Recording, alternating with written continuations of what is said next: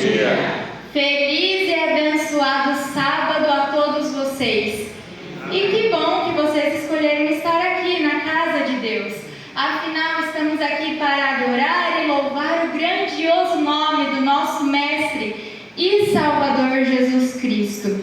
Sejam todos bem-vindos. Queridos, antes de nós iniciarmos a nossa mensagem propriamente dita, eu gostaria de convidar você a curvar sua fronte para juntos falarmos com o nosso Deus e Pai Celestial. Querido Deus e Pai, estamos aqui agora na Tua presença. Queremos lhe pedir, ó Pai, que o Senhor nos dê a sabedoria e o entendimento que provém do Teu Santo Espírito, para que juntos possamos compreender as palavras de vida eterna, para que possamos aprender o que o texto bíblico quer nos ensinar. Somos gratos desde já, no doce nome de Jesus. Amém.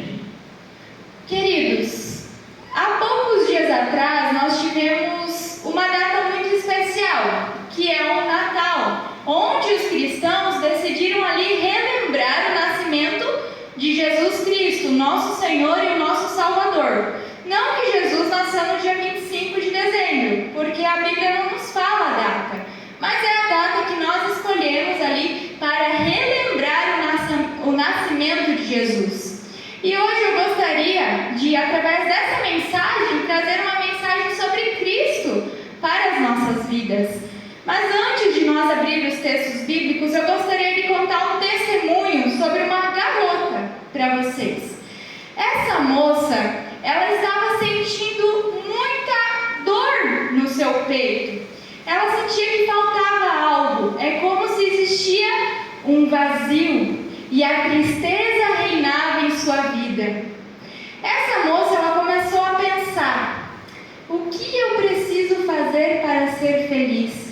Para deixar de sentir essa tristeza que hoje invade o meu peito. E essa jovem, essa moça, ela foi ao seu trabalho e lá ela encontrou um rapaz, colega de trabalho. E na hora ali do intervalo, ela senta juntamente com esse rapaz e os dois começam a conversar. E ela comenta assim com ele: olha, ultimamente eu ando muito triste, não vejo graça na minha vida, não sinto felicidade, eu sinto que me falta algo. Mas eu não sei o que realmente me falta. Aquele jovem olhou para aquela moça e disse o seguinte: olha, eu sentia muita tristeza, porém, quando eu comecei a concretizar os meus sonhos, eu comecei a ficar feliz. E quanto mais eu ia concretizando esses sonhos, mais e mais feliz eu me sentia. E aquela jovem, ela para meditar e pensa: nossa, será mesmo que para eu ser feliz, eu preciso realizar sonhos, obter bens materiais, dinheiro? E aquilo começou a fazer um certo sentido na cabeça daquela jovem. Até que ela decidiu: quer saber? Vou correr atrás dos meus sonhos. Ela era uma jovem que vivia de aluguel, um aluguel muito caro, e ela não queria mais pagar aluguel, então ela teve o sonho de ter a casa própria. E como aquele rapaz tinha dito que para ser feliz era só realizar sonhos, aquela moça então ela começa ali uma procura exaustiva para conseguir juntar dinheiro a fim de comprar a tão sonhada casa. Os meses foram se passando, os anos também. Quando ela foi e olhou a conta bancária dela, estava lá o dinheiro que ela precisava para comprar aquilo que ela tanto havia almejado. Ela vai, compra a casa e quando recebe ali a chave nas mãos dela, ela sente uma alegria imensa. E finalmente ela pensa: encontrei o motivo da minha felicidade. Encontrei aquilo que me completa. É a realização dos sonhos. Então, aquela primeira semana, aquele primeiro mês dela na casa nova foi algo extraordinário. Ela se sentia muito feliz. Porém, conforme as semanas, os meses iam passando ali, aquela felicidade que antes ela sentia começou a diminuir. E novamente no coração dela, ela voltou a sentir tristeza, ela voltou a sentir desespero, ela voltou a sentir que lhe faltava algo. E mais uma vez, aquela jovem, ela para meditar e pensa: poxa, não era a realização de um sonho que iria me trazer felicidade? Por que essa amargura, essa tristeza voltou para a minha vida? E ela meditou, pensou e pensou e não achava a resposta. Até que um dia, essa jovem, ela estava caminhando na rua, um outro jovem cristão a parou, entregou um pequeno folder, um convite para participar do culto à noite. E aquela jovem nunca tinha ido na igreja antes. Ela olha aquele convite e pensa: o que custa? Eu vou lá ver o que posso tirar de bom de ir na igreja. E essa jovem, ela vai lá na igreja e lá tem um sermão dizendo que felicidade real nós encontramos em Cristo Jesus. E o pastor, ele então faz um apelo pedindo para que todos aqueles que querem ter o coração preenchido e ser verdadeiramente felizes, que entregassem o seu coração a Jesus. E aquela moça nunca tinha ouvido aquelas palavras, nem sequer havia ouvido falar de Jesus. Mas ela decide então entregar o seu coração a Cristo. E daquele momento em diante, ela se tornou uma pessoa verdadeiramente feliz. Amém. Não é bens materiais, não é realizações de sonhos que nos trazem a verdadeira felicidade. Nos trazem apenas uma felicidade passageira, mas a felicidade eterna nós podemos encontrar somente em Cristo, somente em Deus. E aquela garota, ela descobriu isso. Sabe, meus queridos irmãos, há 3 dias atrás, nós tivemos essa data comemorativa, o Natal. Um dia para nós se lembrarmos daquele que há 2000 anos atrás veio a este planeta para dar sua preciosa vida, para nos salvar. Só que, como cristãos, nós também corremos o mesmo perigo daquela moça, de achar que o que vai nos preencher o nosso coração é o dinheiro, é o consumismo. Inclusive, essa época do ano, Natal e Ano Novo, é a época mais consumista e materialista do ano. E nós corremos o risco também de nos tornarmos materialistas, de querermos simplesmente ali ter dinheiro, ter a casa própria, comprar um monte de presentes e acabamos esquecendo o porquê nós comemoramos o Natal, que é ali escolhido para comemorar o nascimento de Cristo.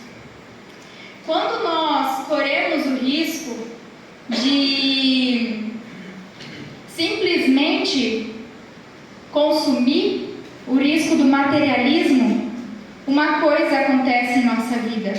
É algo que o filósofo Arthur Schopenhauer nos diz: a vida se torna uma constante oscilação entre a ânsia de ter e o tédio de possuir. Mas o que isso quer nos dizer?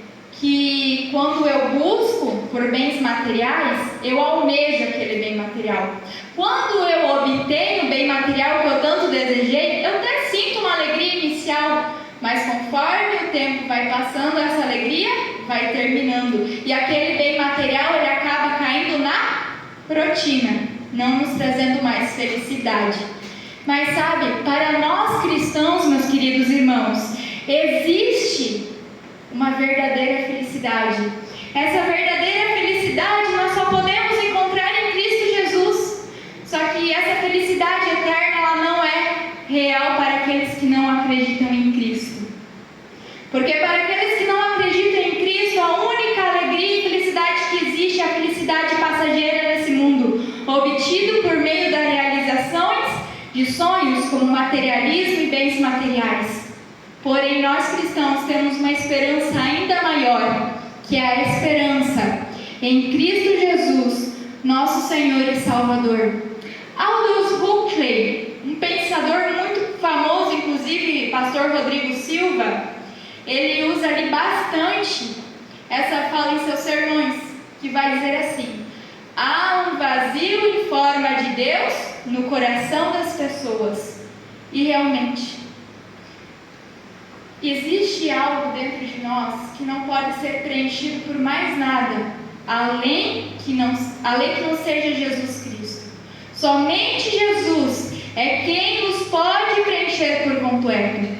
E enquanto nós não buscarmos a Cristo, esse lugar, ele permanecerá vazio, porque é o lugar onde Deus o toma, onde Deus reina. E se nós não buscarmos a Deus, nós continuaremos a sentir esse vazio. Quando nós olhamos para o mundo ali como um todo, nós vemos que existem várias linhas de pensamentos, várias denominações que nós poderíamos citar. Por exemplo, islamismo, shintoísmo, espiritismo, satanismo, as linhas de filosofia e muitas outras. Mas nenhuma dessas linhas de pensamento nos oferece aquilo que a linha de pensamento do cristianismo nos oferece.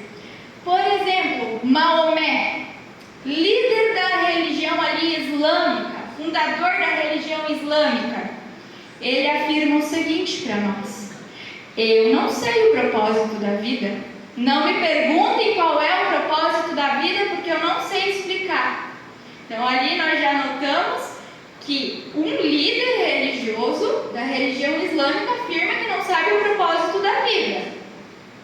Buda, ali o fundador da religião budista, ele diz assim: procurem pela verdade.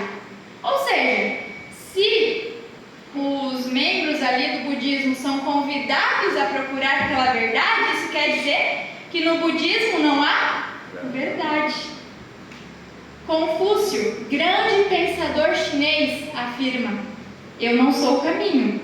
Ou seja, se ele não é o caminho, então nós não devemos o quê? Segui-lo. Não devemos segui-lo. Mas aí vem Jesus. E o que Jesus nos diz? Abram a Bíblia de vocês lá em João 14, verso 6.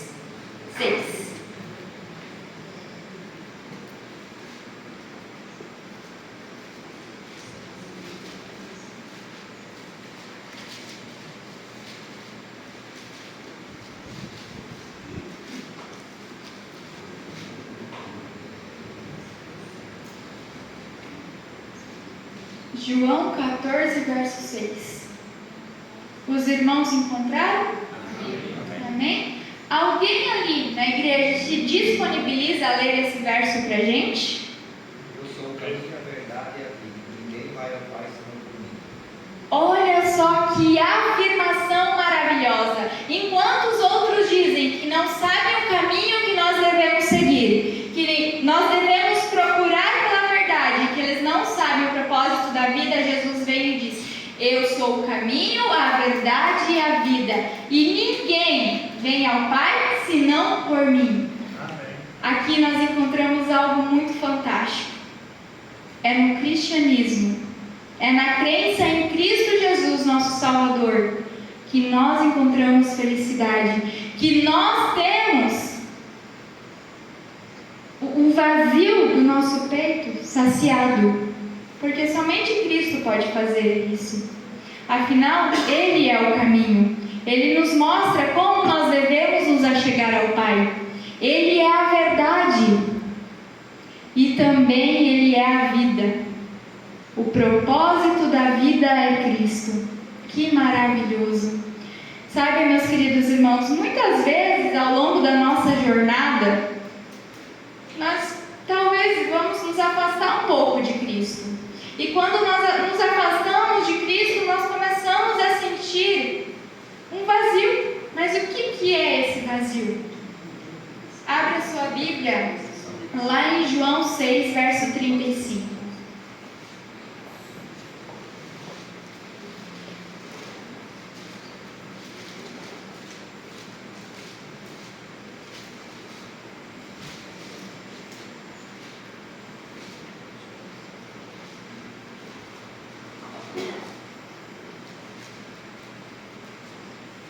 Todos encontraram? Amém. Alguém se disponibiliza a ler o texto bíblico para nós?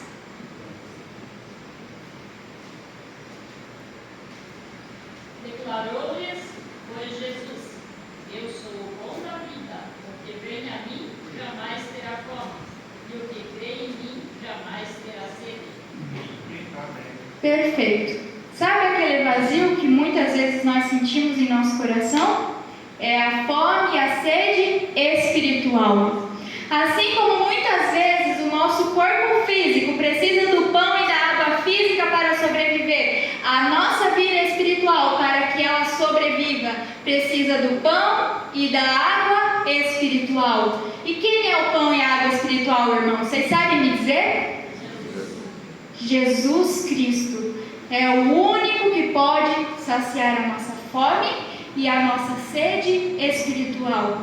É aquele que pode nos preencher por completo. E eu acho interessante também o que o Salmos 42, verso 1 vai nos dizer: como a corça anseia pelas correntes das águas, assim por ti, ó Deus, anseia a minha alma. Esse bichinho que está ali na tela, como vocês podem ver, é uma corça. E é um bicho muito interessante, porque quando ela está afastada das correntes das águas e ela começa a sentir sede, ela entra em desespero.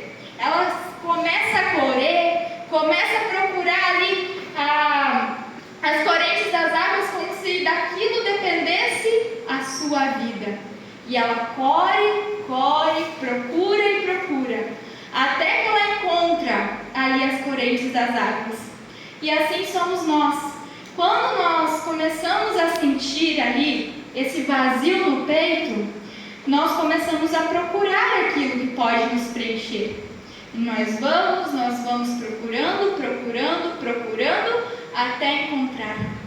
E nós sabemos claramente que essa sede espiritual só pode ser saciada por Cristo Jesus, o nosso Senhor e o nosso Salvador. Amém. Jesus não é uma das opções existentes para nos trazer real felicidade. Ele é a única opção existente para nos trazer ali a real felicidade. Então a Bíblia é clara: o que pode nos trazer alegria e matar a nossa sede e fome espiritual é Cristo. Só que além da Bíblia afirmar isso, a própria ciência afirma. Neurocientistas, eles encontram uma parte no cérebro humano onde só é ativada quando nós temos contato com a palavra de Deus, quando nós estudamos, quando nós oramos, quando nós falamos do amor de Cristo às outras pessoas.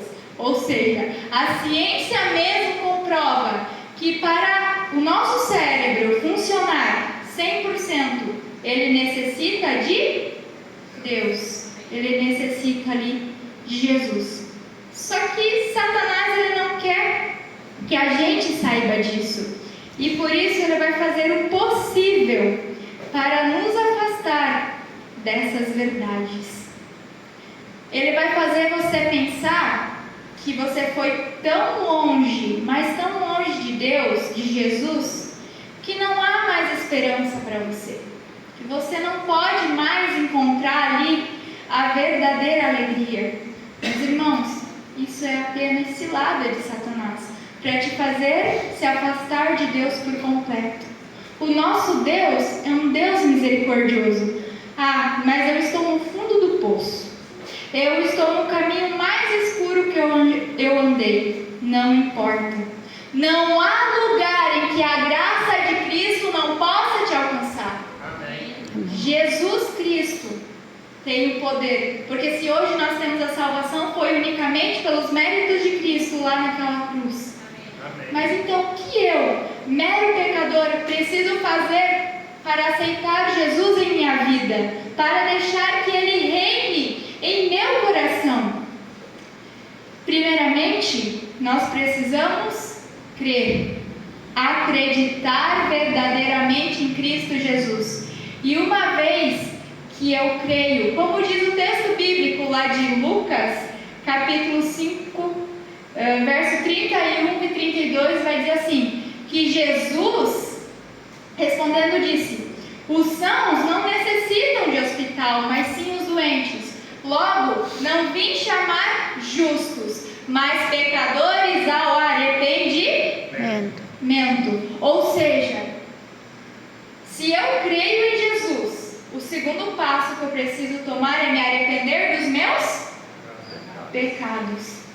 Mas não confunda arrependimento com culpa. Culpa, você sente dor pelo pecado, mas não gera mudança. Arrependimento, você sente dor pelo pecado, mas você permite que o Espírito Santo te transforme por inteiro. Arrependimento gera mudança. Em seguida, logo me arrepender, o terceiro passo que nós precisamos tomar é o que está lá em Salmos 38 e 18.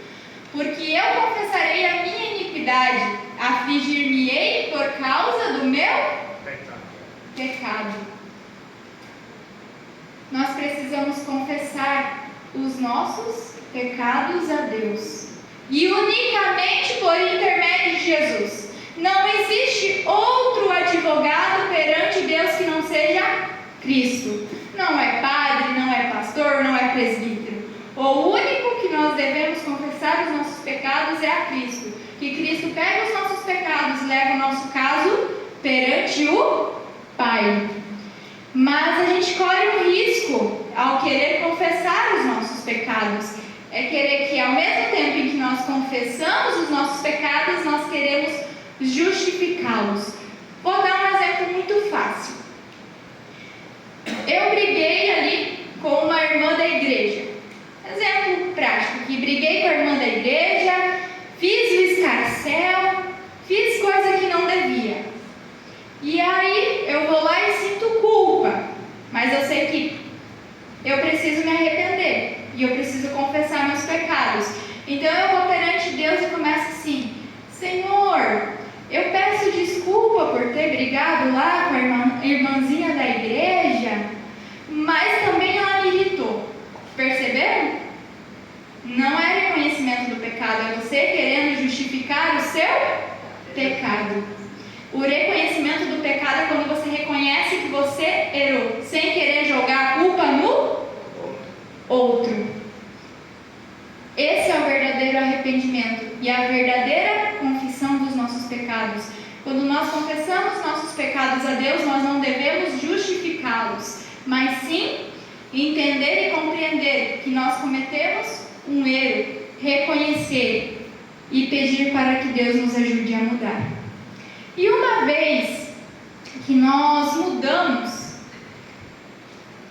o que Deus faz com os nossos pecados? Abra sua Bíblia lá em Miqueias, capítulo 7. Miqueias, capítulo 7.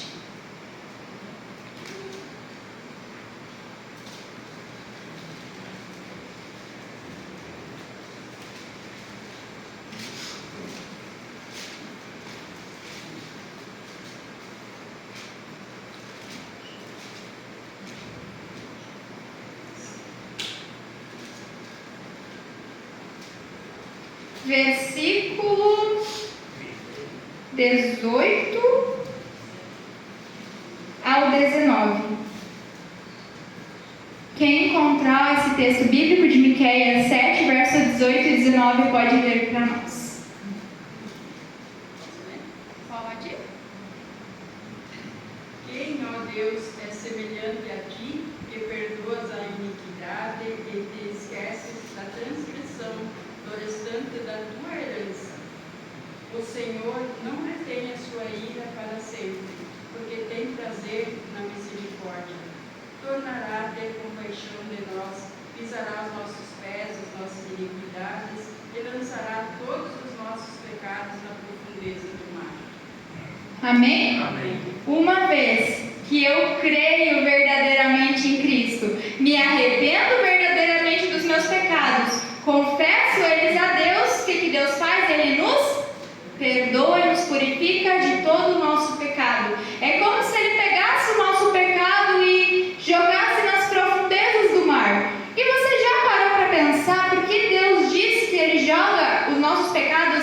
profundezas do mar? Vocês sabem me dizer qual é o lugar mais escuro do planeta Terra? É no local mais profundo do mar.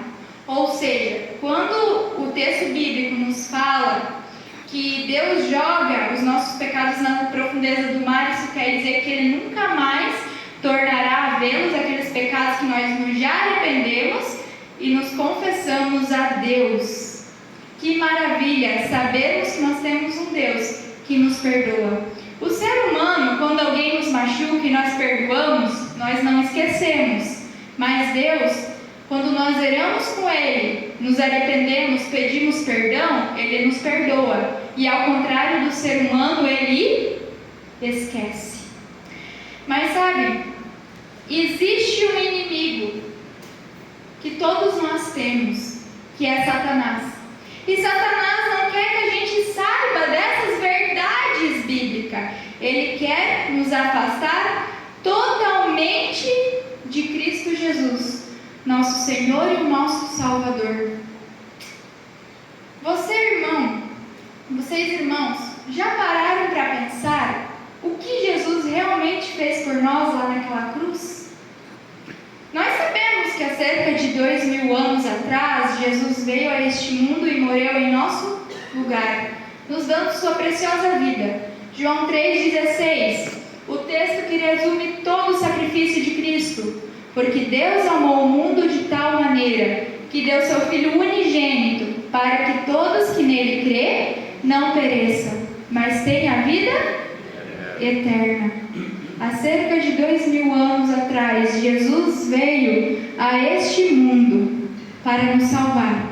Mas o pecado, ele entrou no mundo muito antes disso, lá no Jardim do Éden, com Adão e Eva. Mas já naquele momento, Deus havia estipulado o plano da salvação, de que um dia o Messias viria e morreria em nosso lugar, para que nós tivéssemos vida. E aí, como é que os antigos, antes ali da vinda de Cristo, da primeira vinda de Cristo, podiam compreender o plano de salvação? Através do santuário. Lá no santuário acontecia 2 sacrifícios diários, cordeirinhos puros, sem mácula nenhuma, de 1 ano de idade, todos os dias. Um era sacrificado na parte da manhã e o outro na parte da tarde. E vocês sabem me dizer para quem aqueles cordeirinhos apontavam? Jesus. Exatamente, para Jesus Cristo, nosso Senhor e o nosso Salvador. Apontavam para Cristo, que um dia viria e morreria em nosso lugar. João Batista, ele afirma que Jesus Cristo é o Cordeiro que tira o pecado do mundo. Ou seja, aqueles cordeirinhos que eram sacrificados, eles apontavam para Jesus Cristo. E o interessante é que muitos anos antes da vinda de Cristo, o profeta Isaías já tinha falado a respeito dele. Abra sua Bíblia lá no livro de Isaías 53.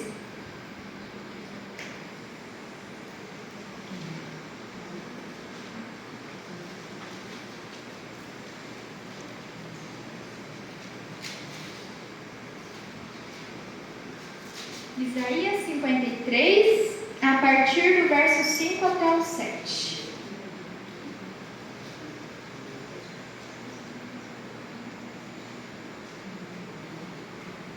Quem encontrou e se disponibiliza a ler o texto bíblico para a gente? Mas ele foi transpassado pelas nossas transgressões, e moído pelas nossas iniquidades.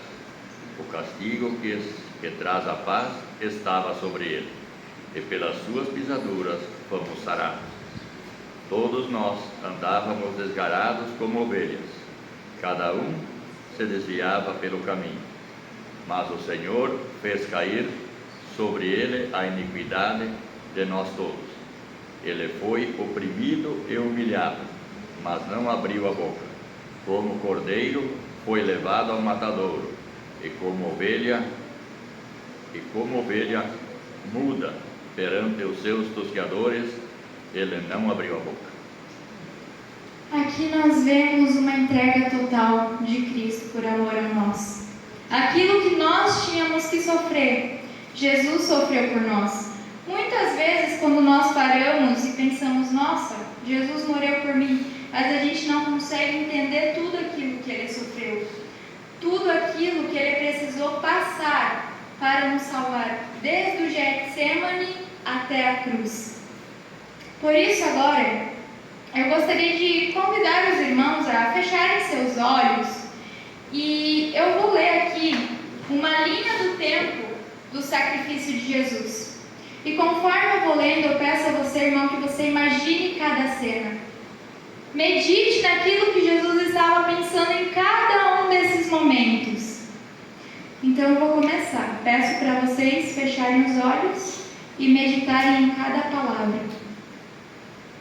Jesus, juntamente com seus discípulos, entra no jardim do Getsemane, sabendo que aquela noite mudaria tudo. Ele se afasta para orar. Ele se ajoelha, ele agoniza, ele soa gotas de sangue. E a ciência afirma, para alguém suar gotas de sangue, a pessoa tem que estar em profundo sofrimento, em profunda angústia. E era isso que Jesus estava sentindo naquele momento. E Jesus ora dizendo, Pai, se possível, passa de mim este cálice. Contudo, não seja feita a minha vontade, mas a tua. Antes dos cravos atravessarem suas mãos, a dor já tinha atravessado o seu coração. Jesus volta e encontra os seus discípulos dormindo. Não uma, não duas, mas 3 vezes.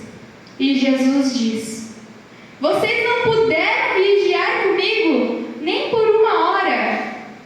Enquanto Jesus suava sangue, aqueles a quem ele mais amava estavam adormecidos. Ali, Jesus já estava sozinho, antes mesmo da cruz. Logo em seguida, Judas, um dos seus discípulos, se aproxima. Um beijo, o beijo da traição. Jesus foi vendida por míseras 30 moedas de prata. Os soldados chegam. Jesus não foge, não reage, não se defende. Ele não foi preso porque perdeu o controle. Ele foi preso porque escolheu nos salvar. Jesus é levado então perante o sinédrio. De madrugada, à noite, o que já era ilegal. Testemunhas falsas são chamadas, as acusações não batem. Perguntam, tu és o Filho de Deus? E Jesus responde, tu o disseste. A verdade estava sendo julgada por homens que conheciam a lei, mas não amavam a Deus. Ele é cuspido, espancado e zombado.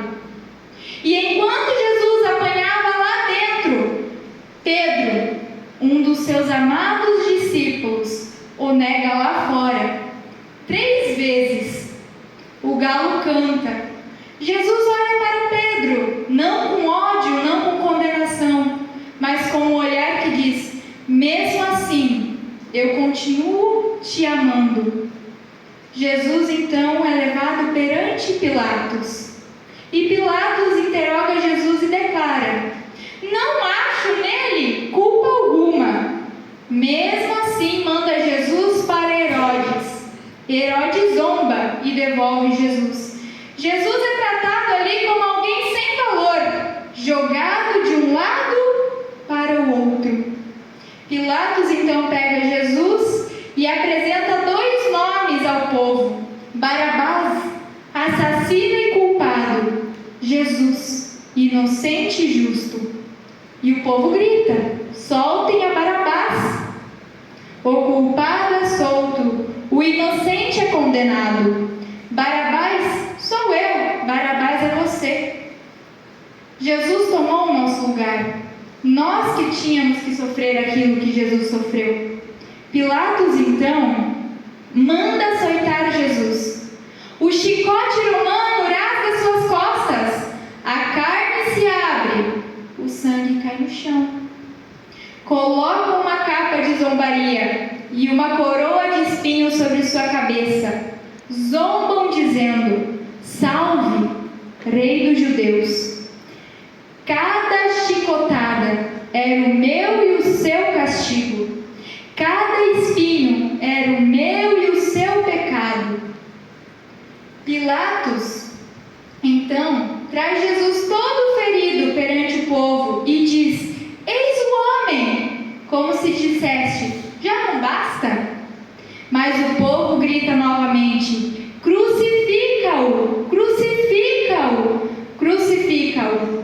Pilatos lava suas mãos, mas água não lava a culpa. Jesus recebe a cruz. Ele anda, ele cai, ele se levanta. Não era a madeira que pesava, era o peso dos nossos pecados. Se fosse só pela dor, ele teria desistido, mas ele continuou por amor. Já na cruz, em meio à escuridão, Jesus clama em alta voz: Deus meu, por que me desamparaste? Esse não foi um grito de desespero, foi o grito da separação. O pecado separa Deus de suas criaturas. Essa separação era para ser nossa, mas Jesus tomou o nosso lugar. Pela primeira vez, o Filho sente o que o pecado produz: distância de Deus. Ele foi tratado como separado para que nós fôssemos reconciliados. Jesus diz: tenho sede. Então lhe oferece vinagre numa esponja. Mas essa esponja não era uma esponja limpa. Era a esponja usada ali pelo povo romano para a higiene do próprio corpo, incluindo as partes íntimas. O santo recebe o impuro, o puro recebe humilhação total. Ele se deixou humilhar até o fim para que nós fôssemos limpos. O céu escurece, a terra treme. Jesus declara: está consumado.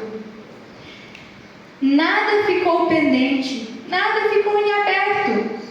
E então ele diz: Pai, em tuas mãos entrego o meu espírito.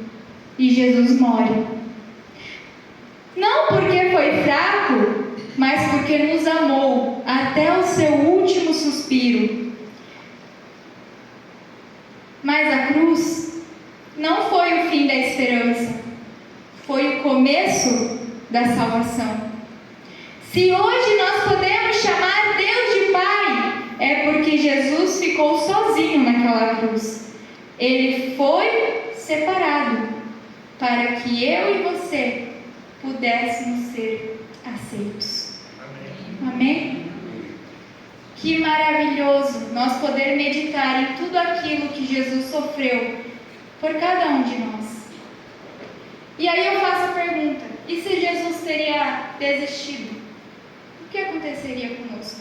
Alguém sabe me dizer? Perdido. Nós estaríamos perdidos. Abram suas Bíblias lá no livro de Hebreus, capítulo 9, verso 22.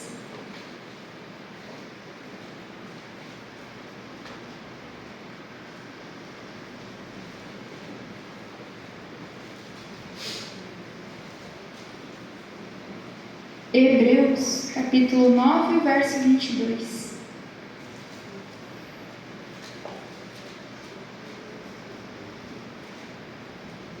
O que diz lá, irmãos? Com efeito, faz todas as coisas segundo a lei, se purifica com sangue, e sem derramamento de sangue, não há remissão. Sabe por que nós temos a remissão dos nossos pecados? Porque há cerca de 2000 anos houve derramamento de sangue. Jesus derramou o seu precioso sangue lá naquela cruz para nos salvar. E a Bíblia é clara, se não tivesse tido derramamento de sangue, nós não teríamos o perdão e a remissão dos nossos pecados. Hoje, se nós temos a salvação, é porque a graça de Cristo rompe séculos e chega até nós nos dias de hoje. É porque Jesus, um ser divino e inocente, entregou a sua vida para morrer por cada um de nós.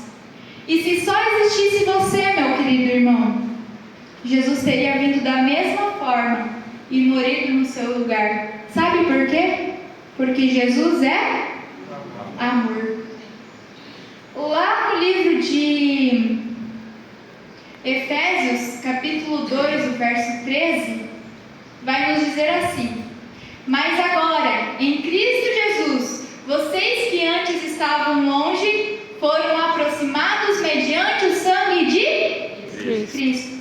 Como nós vimos, o pecado ele gera separação entre o ser humano.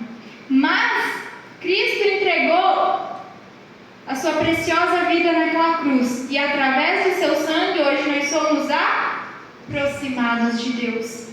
Que maravilha! Que Deus de amor é esse? Que entrega a sua vida para que nós possamos ter a vida eterna, que nós só encontramos em Cristo. E mais uma vez eu repito, Satanás não quer que você saiba disso.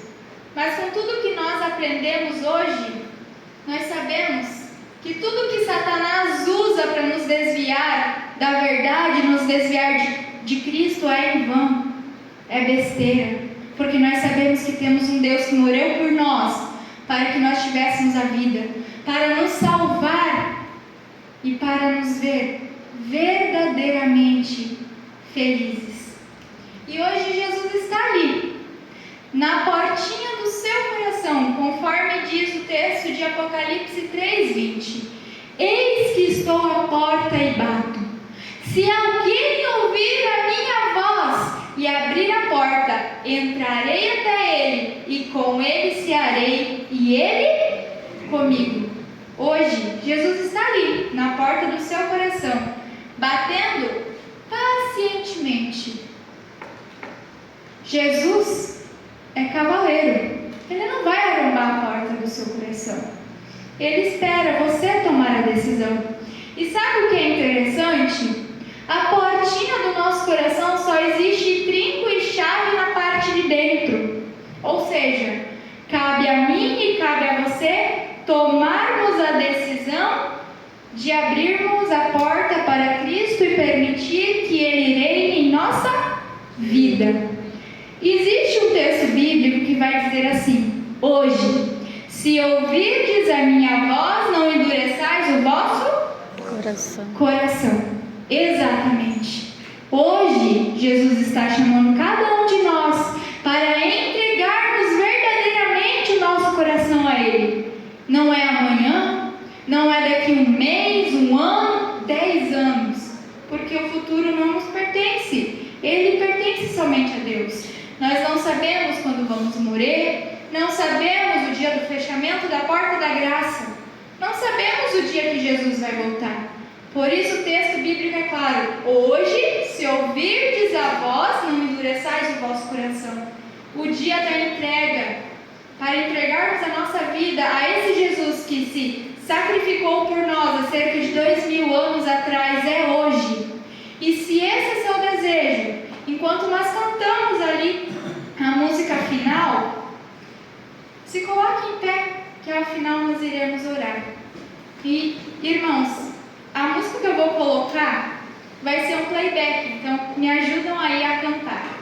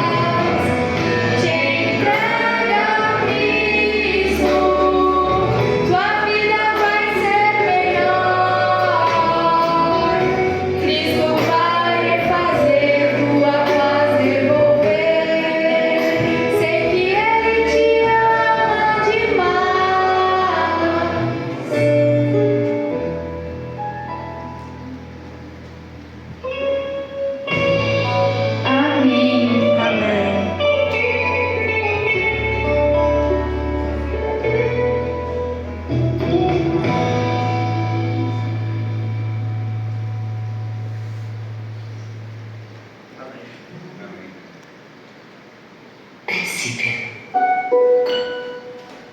Proteção solar dermatológica. Vamos curvar nossa fronte para juntos falarmos com nosso Deus e Pai Celestial. Querido Senhor, Deus e Pai, estamos aqui agora na Tua presença.